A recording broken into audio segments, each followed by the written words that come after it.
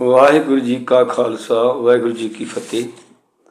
ਅਸੀਂ ਸ਼ੁੱਧ ਗੁਰਬਾਣੀ ਉਚਾਰਨ ਵਿਚਾਰ ਕਰਦਿਆਂ ਇਹ ਵੇਖ ਰਹੇ ਹਾਂ ਕਿ ਬਹੁਤ ਸਾਰੇ ਅਕਸ਼ਰ ਜਿਹੜੇ ਨੇ ਉਹਨਾਂ ਨੂੰ ਇੱਕ ਵਚਨ ਤੋਂ ਬਹੁਵਚਨ ਬਣਾਉਣ ਦੇ ਲਈ ਆਖਰੀ ਕੰਨੇ ਉੱਪਰ ਬਿੰਦੀ ਲੱਗਦੀ ਹੈ ਜੇ ਕੰਨੇ ਨਾਲ ਲਿਖਿਆ ਹੋਇਆ ਸ਼ਬਦ ਹੈ।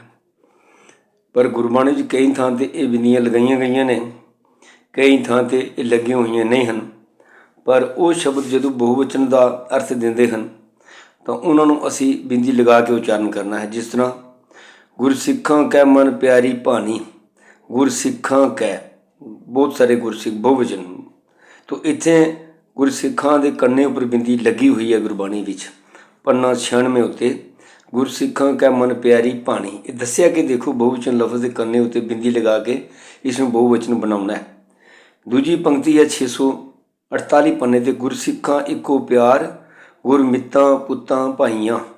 ਇੱਥੇ ਸਾਰੇ ਲਫ਼ਜ਼ ਬਹੁਵਚਨ ਨੇ, ਗੁਰਸਿੱਖਾਂ, ਮਿੱਤਾਂ, ਪੁੱਤਾਂ, ਭਾਈਆਂ ਬਹੁਵਚਨ ਨੇ, ਲੇਕਿਨ ਬਿੰਦੀ ਸਿਰਫ ਗੁਰਸਿੱਖਾਂ ਦੇ ਕੰਨੇ ਉੱਪਰ ਲੱਗੀ ਹੈ, ਮਿੱਤਾਂ ਪੁੱਤਾਂ ਭਾਈਆਂ 'ਤੇ ਬਿੰਦੀ ਨਹੀਂ ਲੱਗੀ। ਪਰ ਇਹ ਇਸ਼ਾਰਾ ਸਾਨੂੰ ਮਿਲ ਗਿਆ ਹੈ ਕਿ ਜਿਹੜੇ ਬਹੁਵਚਨ ਲਫ਼ਜ਼ ਨੇ ਇਹਨਾਂ ਉੱਤੇ ਬਿੰਦੀਆਂ ਲਗਾ ਕੇ ਉਚਾਰਨ ਕਰਨਾ ਹੈ।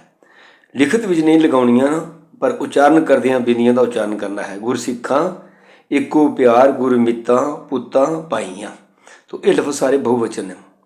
ਜਪਜੀ ਸਾਹਿਬ ਦੀ ਪੰਕਤੀ ਹੈ ਸੁਣਿਆ ਸਰਾਂ ਗੁਣਾ ਕੇ ਗਾ, ਇੱਥੇ ਸਰਾਂ ਅਤੇ ਗੁਣਾ 'ਤੇ ਬਿੰਦੀਆਂ ਨਹੀਂ ਲੱਗੀਆਂ, ਲੇਕਿਨ ਇਹ ਲਫ਼ਜ਼ ਬਹੁਵਚਨ ਨੇ ਕਿ ਸਰੋਵਰਾਂ ਦੇ ਗੁਣਾ ਦੇ ਇਹ ਬਹੁਵਚਨ ਲਫ਼ਜ਼ ਨੇ। ਸਰੋਵਰਾਂ ਅਤੇ ਗੁਣਾ, ਸਰਾਂ ਗੁਣਾ ਕੇ ਗਾ, ਇੱਥੇ ਬਿੰਦੀਆਂ ਸਰਾ ਗੁਣਾ ਪੜ੍ਹਨਾ ਅਸ਼ੁੱਧ ਪਾਠ ਹੋਵੇਗਾ। ਸਭ ਸ਼ਾਹਾਂ ਸਿਰ ਸਾਚਾ ਸ਼ਾਹ, ਇੱਥੇ ਸਭ ਸ਼ਾਹਾਂ, ਹਾਹੇ ਦੇ ਅੱਗੇ ਜਿਹੜਾ ਕੰਨਾ ਇਹਦੇ ਉੱਪਰ ਬਿੰਦੀ, ਸਭ ਸ਼ਾਹਾਂ, ਸਭ ਲੱਗ ਗਿਆ ਪਿੱਛੇ, ਜਿਹੜਾ ਸਾਬਤ ਕਰਦਾ ਹੈ ਇਹ ਸ਼ਾਹਾਂ ਬਹੁਵਚਨ ਹੈ।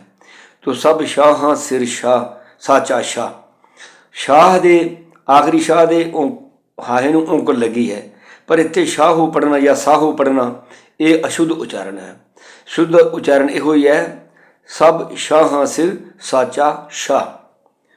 ਇਸ ਤਰ੍ਹਾਂ ਬੱਗਾ ਬੱਗੇ ਕੱਪੜੇ ਤੀਰਥ ਮੰਝ ਵਸਨ, ਬੱਗਾ ਬੱਗੇ ਕੱਪੜੇ ਤੀਰਥ ਮੰਝ ਵਸਨ, ਇੱਥੇ ਲਿਖਿਆ ਹੋਇਆ ਬੱਗਾ ਬੱਗੇ ਕੱਪੜੇ ਤੀਰਥ ਮੰਝ ਵਸਨ, ਪਰ ਇੱਥੇ ਬੱਗਾ ਬੱਗੇ ਕੱਪੜੇ, ਕੱਪੜੇ ਬਹੁਵਚਨ ਹੈ, ਬੱਗੇ ਵੀ ਲਫ਼ਜ਼ ਵੀ ਬਹੁਵਚਨ ਹੈ, ਤਾਂ ਇਸ ਲਈ ਬੱਗਾਂ ਦੇ ਉੱਪਰ ਬਿੰਦੀ ਲਗਾ ਕੇ ਬੱਗਾ ਬੱਗੇ ਕੱਪੜੇ ਤੀਰਥ ਮੰਝ ਵਸਨ।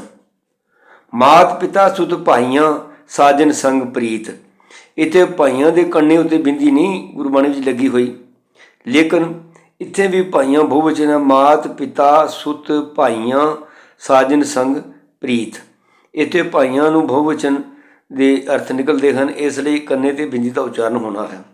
ਨਾਨਕ ਭਗਤਾਂ ਸਦਾ ਵਿਗਾਸ, ਨਾਨਕ ਭਗਤਾ ਲਿਖਿਆ ਹੋਇਆ, ਪਰ ਭਗਤਾ ਪੜ੍ਹਨਾ ਸ਼ੁੱਧ ਨਹੀਂ ਹੈ, ਸ਼ੁੱਧ ਹੈ ਭਗਤਾਂ, ਤੱਤੇ ਦੇ ਕੰਨੇ ਉੱਪਰ ਅੱਗੇ ਬਿੰਦੀ ਲਗਾ ਕੇ ਉਚਾਰਨ ਕਰਨਾ ਹੈ।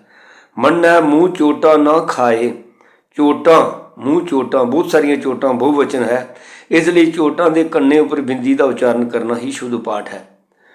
ਹਰੀਆ ਮਤ ਪਾਪਾਂ ਕੈ ਸੰਗ, ਇੱਥੇ ਲਿਖਿਆ ਪਾਪਾ ਕੈ ਸੰਗ, ਜੇ ਪਾਪਾ ਪੜ੍ਹਾਂਗੇ ਤਾਂ ਕੀ ਅਰਥ ਨਿਕਲਣਗੇ, ਕੋਈ ਸ਼ੁੱਧ ਅਰਥ ਨਹੀਂ ਨਿਕਲਦੇ, ਔਰ ਪੜ੍ਹਦੇ ਵੀ ਆਕੁੜ ਜਿਹਾ ਲੱਗਦਾ ਹੈ। ਤੋ ਭਰੀਆ ਮਤ ਪਾਪਾਂ ਕੈ ਸੰਗ, ਪਾਪਾਂ ਦੇ ਆਖਰੀ ਪੱਪੇ ਦੇ ਆਖਰੀ ਕੰਨੇ ਉੱਤੇ ਬਿੰਦੀ ਦਾ ਉਚਾਰਨ ਕਰਨਾ ਹੈ। ਗਾਵੇ ਕੋ ਗੁਣ ਵਡਿਆਈਆਂ ਚਾਰ, ਵਡਿਆਈਆਂ ਚਾਰ, ਵਡਿਆਈਆਂ ਦੇ ਕੰਨੇ ਉੱਤੇ ਬਿੰਦੀ ਲੱਗਣੀ ਹੈ, ਵਡਿਆਈਆਂ ਚਾਰ। ਕੀਟਾਂ ਅੰਦਰ ਕੀਟ ਕਰ ਦੋਸ਼ੀ ਦੋਸ਼ ਧਰੇ, ਕੀਟਾਂ, ਕੀਟਾਂ ਦੇ ਕੰਨੇ ਉੱਤੇ ਬਿੰਦੀ ਲੱਗਣੀ ਹੈ, ਅੰਦਰ ਕੀਟ ਕਰ ਦੋਸ਼ੀ, ਦੋਸ਼ੀ ਦੇ ਸੱਸੇ ਪੈਰ ਬਿੰਦੀ ਲਗਾਓ, ਦੋਸ਼ੀ ਪੜ੍ਹਨ ਕੋਲੋਂ ਦੋਸ਼, ਦੋਸ਼ ਤੋਂ ਦੋਸ਼ੀ ਬਣਿਆ ਹੈ, ਤੋ ਸੱਸੇ ਪੈਰ ਬਿੰਦੀ ਲਗਾਓ। ਦੋਸ਼ ਧਰੇ, ਅੱਗੇ ਦੋਸ਼ ਦੇ ਸੱਸੇ ਥੱਲੇ ਵੀ ਬਿੰਦੀ ਦਾ ਉਚਾਰਨ ਕਰਨਾ ਹੈ, ਦੋਸ਼ ਧਰੇ, ਦੋਸ਼ ਦੀ ਔਂਕੜ ਨਹੀਂ ਪੜੀ ਜਾਏਗੀ।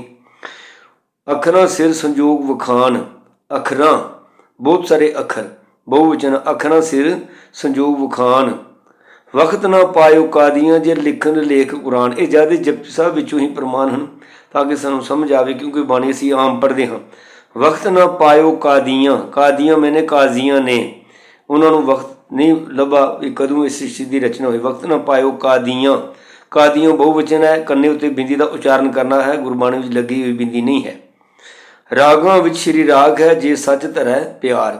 ਬਹੁਤ ਸਾਰੇ ਰਾਗਾਂ ਵਿੱਚ ਸ਼੍ਰੀ ਰਾਗ ਦੀ ਗੱਲ ਕੀਤੀ ਗਈ ਹੈ। ਰਾਗਾਂ ਵਿੱਚ ਸ਼੍ਰੀ ਰਾਗ ਹੈ, ਬਹੁਤ ਸਾਰੇ ਰਾਗ, ਬਹੁਵਚਨ ਰਾਗ ਹੈ। ਤੋ ਇੱਥੇ ਇਹ ਸਾਰੇ ਲਫ਼ਜ਼ ਜਿਹੜੇ ਨੇ ਇਹ ਬਹੁਵਚਨ ਸਨ।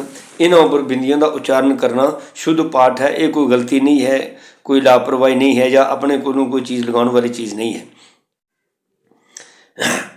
ਪੰਕਤੀ ਇਹ ਜਿਹੜੀ ਬਿੰਦੀਆਂ ਨੇ ਇਹ ਕਈ ਦਫਾ ਅਗਰ ਬਿਹਾਰੀ ਵਾਲੇ ਲਫ਼ਜ਼ ਨੇ ਜਿਨ੍ਹਾਂ ਦੇ ਆਖਰੀ ਸ਼ਬਦ ਨੂੰ ਬਿਹਾਰੀ ਹੈ ਤਾਂ ਇਹ ਸ਼ਬਦ ਜਿਹੜੇ ਨੇ ਇਹ ਬਹੁਵਚਨ ਦੇ ਲਿਖਾਇਕ ਹੋ ਜਾਂਦੇ ਨੇ।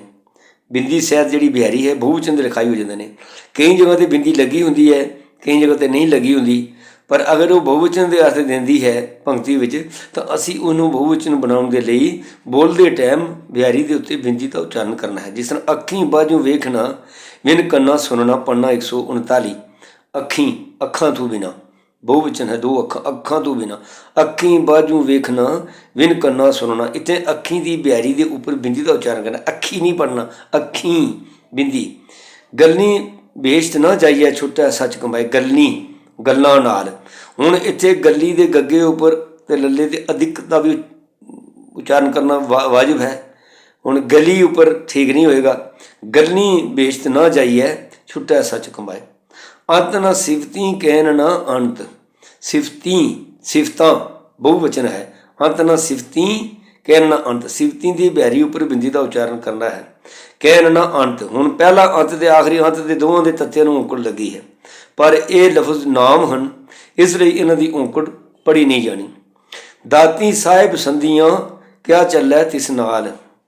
ਦਾਤੀ ਭਾਵ ਦਾਤਾਂ, ਦਾਤੀ ਬਹੁਤ ਸਾਰੀਆਂ ਦਾਤਾਂ, ਇਸ ਲਈ ਦਾਤੀ ਦੀ ਬਿਹਾਰੀ ਉੱਪਰ ਬਿੰਦੀ ਦਾ ਉਚਾਰਨ। ਦਾਤੀ ਸਾਹਿਬ ਸੰਧੀਆਂ, ਅੱਗੇ ਸੰਧੀਆ ਲਿਖਿਆ ਹੈ ਪਰ ਇੱਥੇ ਵੀ ਬਹੁਵਚਨ ਹੈ ਸੰਧੀਆਂ, ਤੋ ਇੱਥੇ ਕੰਨੇ ਉੱਪਰ ਬਿੰਦੀ ਲਿਖਣੀ ਹੈ। ਕਿਆ ਚੱਲੈ ਤਿਸ ਨਾਲ। ਹੁਣ ਚੱਲੈ ਨੂੰ ਚੱਲੇ ਪੜ੍ਹ ਜਾਂਦੇ ਆ। ਦਲਾਮ ਦੀ ਆਵਾਜ਼ ਵੀ ਸਹੀ ਕੱਢਣੀ ਚਾਹੀਦੀ ਹੈ। ਦਲਾਮ ਦੀ ਆਵਾਜ਼ ਚੱਲੈ, ਨਾਮ ਦੀ ਆਵਾਜ਼ ਚੱਲੇ ਹੈ। ਕਰ ਕਿਰਪਾ ਭਗਤੀ ਪ੍ਰਗਟਾਇਆ। ਕਰ ਕਿਰਪਾ ਭਗਤੀ, ਭਗਤੀ ਭਾਵ ਭਗਤਾਂ ਨੇ, ਤੋ ਇੱਥੇ ਭਗਤੀ ਦੀ ਬਿਹਾਰੀ ਉੱਪਰ ਬਿੰਦੀ ਦਾ ਉਚਾਰਨ ਹੋਣਾ ਹੈ। ਰਾਤੀ ਰੁੱਤੀ ਥਿੱਤੀ ਵਾਰ। ਜਪ ਬਾਣੀ ਵਿੱਚੋਂ ਰਾਤਾਂ ਬਹੁਤ ਸਾਰੀਆਂ, ਰੁੱਤਾਂ ਬਹੁਤ ਸਾਰੀਆਂ, ਥਿੱਤਾਂ ਬਹੁਤ ਸਾਰੀਆਂ, ਵਾਰ ਅੱਗੇ ਹੀ ਬਹੁਵਚਨ ਹੈ। ਰਾਤੀ ਰੁੱਤੀ ਥਿੱਤੀ ਸਭ ਬਿਹਾਰੀਆਂ ਉੱਤੇ ਬਿੰਦੀ ਦਾ ਉਚਾਰਨ ਹੁੰਦਾ ਹੈ। ਰਾਤੀ ਰੁੱਤੀ ਥਿੱਤੀ ਵਾਰ।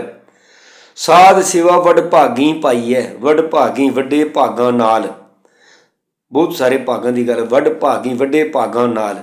ਸਾਧ ਸੇਵਾ ਵੱਡ ਭਾਗੀ ਪਾਈ ਹੈ। ਭਾਗੀ ਦੀ ਬਿਹਾਰੀ ਉੱਪਰ ਬਿੰਦੀ। ਸੇ ਜਨ ਲਾਗੇ ਗੁਰ ਕੀ ਪਾਈ। ਪਾਈ ਦੇ ਇਹ ਬਿੰਦੀ ਉਚਾਰਨ ਹੋਣੀ ਹੈ ਬਿਹਾਰੀ ਉੱਪਰ। ਪਾਈ ਮੈਨੇ ਪੈਰ, ਬਹੁਵਚਨ ਹੈ। ਸੇ ਜਨ ਲਾਗੇ ਗੁਰ ਕੀ ਪਾਈ, ਗੁਰੂ ਦੇ ਪੈਰਾਂ ਨੂੰ ਲਾਗੇ। ਘਟ ਘਟ ਪੂਰ ਰਿਓ ਸਰਬ ਠਾਈ। ਠਾਈ ਮੈਨੇ ਥਾਂ, ਘਟ ਘਟ ਪੂਰ ਰਿਓ ਸਰਬ ਠਾਈ, ਇੱਥੇ ਵੀ ਬਿਹਾਰੀ ਉੱਪਰ ਬਿੰਦੀ ਦਾ ਉਚਾਰਨ ਠਾਈ। ਜਹਾਂ ਦੇਖਾਂ ਸੱਚ ਸਭਨੀ ਠਾਈ। ਠਾਈ ਮੈਨੇ ਥਾਵਾਂ 'ਤੇ, ਬਹੁਤ ਸਾਰੀਆਂ ਥਾਵਾਂ। ਜਹਾਂ ਦੇਖਾਂ, ਇੱਥੇ ਜੱਜਾ ਹਾ ਲਿਖਿਆ ਹੈ ਪਰ ਇਸ ਨੂੰ ਜੇ ਦੇਖਾਂ ਪੜ੍ਹਨਾ ਅਸ਼ੁੱਧ ਹੈ। ਜੇ ਉਦੋਂ ਪੜ੍ਹਨਾ ਹੈ ਜਦੋਂ ਜੱਜੇ ਪਿੱਛੇ ਸਿਆਰੀ ਲੱਗੀ ਹੋਵੇ। ਇੱਥੇ ਜੱਜਾ ਅਤੇ ਹਾ ਦੋਵੇਂ ਮੁਕਤਾ ਨੇ, ਇਸ ਲਈ ਜਹਾਂ ਦੇਖਾਂ, ਦੇਖਾਂ ਦੇ ਕੰਨੇ ਉੱਪਰ ਵੀ ਬਿੰਦੀ ਉਚਾਰਨੀ ਹੈ। ਦੇਖਾਂ ਮੈਂ ਵੇਖਾਂ, ਤੋ ਸੱਚ ਸਭਨੀ ਥਾਈ, ਥਾਈ ਦੀ ਬਿਹਾਰੀ ਉੱਤੇ ਵੀ ਬਿੰਦੀ ਦਾ ਉਚਾਰਨ ਹੋਣਾ ਹੈ। ਸੋ ਬੋਲੇ ਜੋ ਪੇਖੇ ਆਖੀ। ਬੋਲੇ ਬਹੁਵਚਨ ਹੈ, ਪੇਖੇ ਬਹੁਵਚਨ ਹੈ, ਅਤੇ ਆਖੀ ਵੀ ਬਹੁਵਚਨ ਹੈ, ਤਾਂ ਆਖੀ ਦੀ ਬਿਹਾਰੀ ਉੱਪਰ ਬਿੰਦੀ ਹੋਵੇਗਾ। ਤੋ ਕੁਝ ਸ਼ਬਦ ਐਸੇ ਨੇ ਜਿਹੜੇ ਉਹ ਆਖਿਰ 'ਤੇ ਕੰਨਾਂ ਸਹਿਤ ਸਮਾਪਤ ਹੁੰਦਾ ਹੈ ਸ਼ਬਦ, ਲੇਕਿਨ ਉਹਨਾਂ ਦੇ ਉੱਤੇ ਬਿੰਦੀ ਦਾ ਉਚਾਰਨ ਕਰਨਾ ਨਾਵਾਜਿਬ ਹੈ। ਕਿਉਂ ਕਿ ਉਹ ਸ਼ਬਦ ਸੰਬੋਧਨ ਵਿੱਚ ਹੁੰਦੇ ਨੇ। ਜਿਸ ਤਰ੍ਹਾਂ ਮੇਰੇ ਗੋਵਿੰਦਾ ਗੁਣ ਗਾਵਾਂ ਤ੍ਰਿਪਤ ਮਨ ਹੋਏ।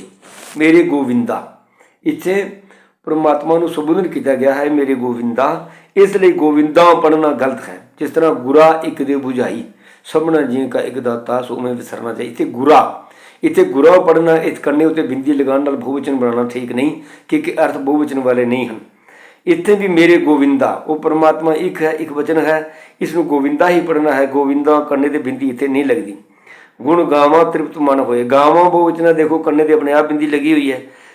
ਗੁਰਾ ਇੱਕ ਦੇ ਬੁਝਾਈ ਸਭਨਾ ਜੀ ਕਾ ਇੱਕ ਦਾਤਾ ਸੋ ਮੈਂ ਵਿਸਰਨ ਜਾਈ। ਇਸ ਤਰ੍ਹਾਂ ਗੁਰਬਾਣੀ ਵਿੱਚ ਲਫ਼ਜ਼ ਸਾਧੂ ਆਉਂਦਾ ਹੈ, ਪੰਡਤਾ ਲਫ਼ਜ਼ ਆਉਂਦਾ ਹੈ, ਲੋਕਾ ਲਫ਼ਜ਼ ਆਉਂਦਾ ਹੈ। ਇਹਨਾਂ ਲਫ਼ਜ਼ਾਂ ਉੱਪਰ ਵੀ ਬਿੰਦੀਆਂ ਨਹੀਂ ਲੱਗਣੀਆਂ। ਮੇਰੇ ਸਤਿਗੁਰਾ ਹੂੰ ਤੁਧ ਵਿਟੂ ਕੁਰਬਾਨ, ਮੇਰੇ ਸਤਿਗੁਰਾ, ਇੱਥੇ ਗੁਰਾ ਪੜ੍ਹਨਾ ਗਲਤ ਹੈ। ਮੇਰੇ ਪ੍ਰੀਤਮਾ ਮੈਂ ਤੁਝ ਬਿਨ ਅਵਰ ਨਾ ਕੋਈ, ਮੇਰੇ ਪ੍ਰੀਤਮਾ ਮੈਂ ਤੁਝ ਬਿਨ ਅਵਰ ਨਾ कोई। लोका मत को फकड़ पाए, लोका, लोका नहीं है, लोका। पूता माता की असीस, पूता माता की असीस, पूता दे उत्ते पूता पढ़ना गलत है।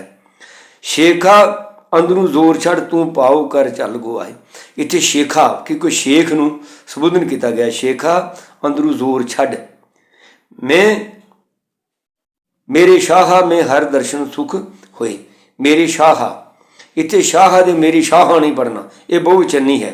किसी एक शाह ਨੂੰ ਸੰਬੋਧਨ ਕੀਤਾ ਹੈ, ਉਹ ਇੱਕ ਸ਼ਾਹ परमात्मा ਲਈ ਵਰਤਿਆ ਗਿਆ ਲਫ਼ਜ਼। ਮੇਰੇ ਸ਼ਾਹਾ में हर दर्शन सुख होए।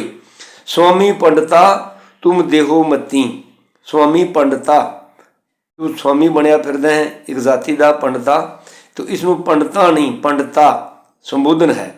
शर्म धर्म दोए नानका जे तन पल्लै पाए, नानका, इतने भी बिंदी करने ते नहीं लगनी। आवो संत जपो गुण गावे गोविंद केरे राम,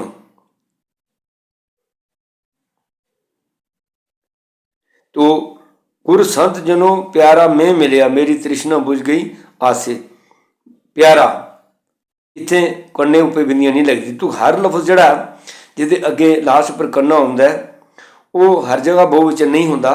संबोधन विच होवे तां भी बिंदी नहीं लगती, एक वचन विच है तां भी बिंदी नहीं लगती। किरिया तीजा पुरख एक वचन की रूप साधना जिहड़ी है, इहदे विच बाहर जांदा घर में आया, बाहर जांदा, इत्थे पहले कन्ने उत्ते बिंदी लगनी है, बाहर जांदा घर में आया।